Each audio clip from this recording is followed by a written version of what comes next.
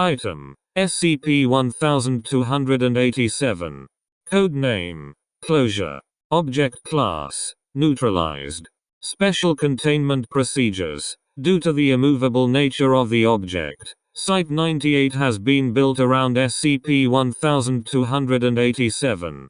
The only persons permitted to make direct contact with the object are D-Class personnel. As of the 16th of April 1987, D-Class testing of SCP-1287 is to take place once every 2 hours in between treatments of the object in order to observe any changes in SCP-1287's responses. Description: SCP-1287 is a rectangular white marble structure located within the state of Washington in the United States of America.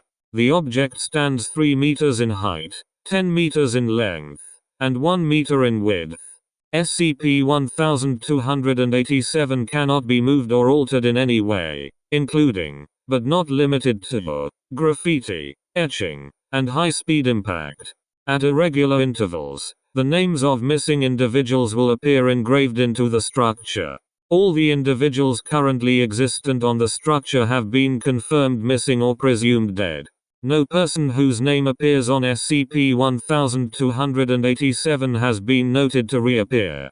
When a sapient organism makes physical contact with one of the names, that subject will report hearing a voice. When more than one name is touched, no anomalous effects can be observed. This phenomenon varies widely between people, apparently being roughly related to what that person considers to be pitiful or endearing. The voice will always administer the same message to the person. This person's family needs you.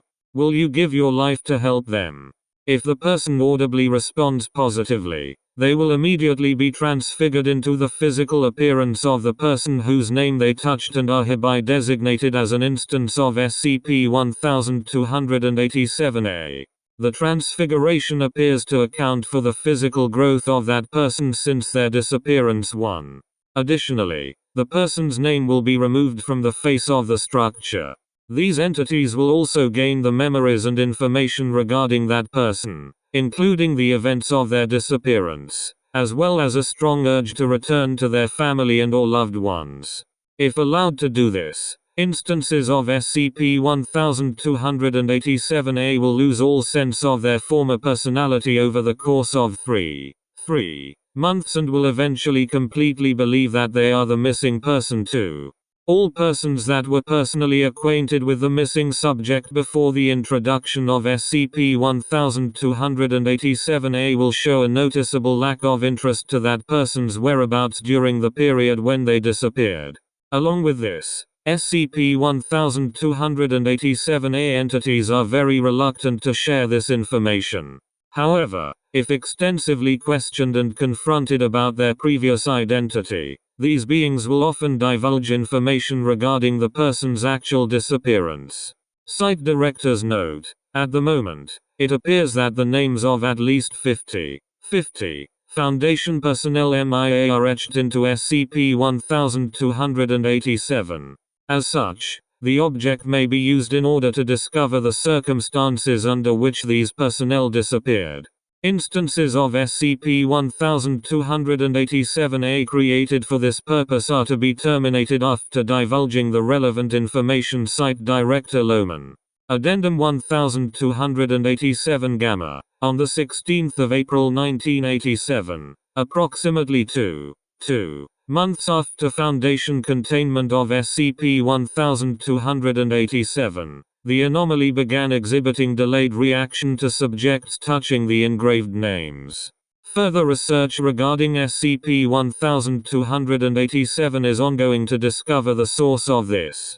Addendum 1287-C. On the 16th of August 1987 at approximately 1500 H, all names etched into SCP-1287 spontaneously disappeared and the object ceased displaying anomalous properties. After this point, the structure was vulnerable to damage and alteration. as shown through the accidental damage caused when it fell off of the transport vehicle during its transfer to Analysis Site 53 for final examination of possible still existent effects. The object shattered when it fell, revealing a deceased male human within. This subject appeared to have died at a time corresponding to the cessation of SCP-1287's effects. Furthermore, subsequent autopsy of the individual revealed the neurological structure often possessed by Type Red, Level 5 reality benders. Both the remains of SCP-1287 and the body have been sent to Analysis Site 53 for final examination. Addendum 1287 Omega. Analysis of the body found within SCP-1287 has found that the subject died from a combination of dehydration and starvation. Foundation personnel were also able to positively identify the man as a benefactor who had often funded and raised money for missing persons programs, who had supposedly died 7 years earlier. Additionally, Foundation investigation of the remains of SCP-1287 revealed a message written on the interior of the structure, which read, "I can feel that even my own power isn't going to keep me afloat for much longer. I never thought that it would end. I thought I was invulnerable. But it doesn't matter. Those people's families are happy now. I did my part." Footnotes 1. For example, when D-28342 touched the name Chloe McNamon, who was reported missing 8 years earlier at the age of 4, he became a 12-year-old girl. 2. Class A, C, and D amnestics have been shown to incur the same effect. However, Class B amnestics will cause complete amnesia in SCP-1287-A subjects, including the information they gained when first transfigured.